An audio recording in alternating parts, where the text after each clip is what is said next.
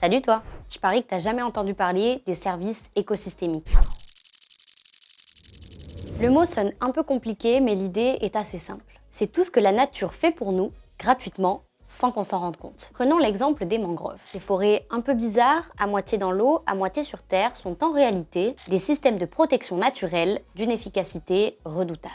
Leurs racines, celles des palétuviers, des arbres capables de vivre dans l'eau salée, forment un véritable labyrinthe sous-marin. Et ce labyrinthe casse la puissance des vagues. Il ralentit les tempêtes et stabilise les sols. Traduction pour nous, moins d'inondations, moins de dégâts sur les habitations, et tout ça gratuitement. Les détruire, ça veut dire compenser artificiellement ce rôle. Quand elles disparaissent, l'eau devient trop salée, les sols deviennent incultivables et les ressources alimentaires chutent. Au Sénégal, près d'un quart des mangroves ont disparu depuis les années 70.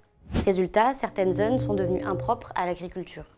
Il a donc fallu replanter massivement plus de 80 millions d'arbres pour retrouver des terres exploitables et des ressources marines. C'est exactement ça, les services écosystémiques. Des fonctions naturelles indispensables à notre survie, mais qu'on remarque surtout quand elles disparaissent. On distingue généralement trois grands types de services écosystémiques. D'approvisionnement, comme la nourriture ou l'eau, de régulation, comme le climat, la qualité de l'air ou encore les inondations, et les services culturels, comme les beaux paysages ou les activités en plein air. Donc non, l'enjeu, c'est pas seulement protéger la nature, c'est comprendre que nos économies, nos villes, notre quotidien dépendent directement d'elles. Et si ce décryptage t'a aidé, tu peux suivre la série et proposer le prochain mot à expliquer en commentaire. N'oublie pas de t'abonner.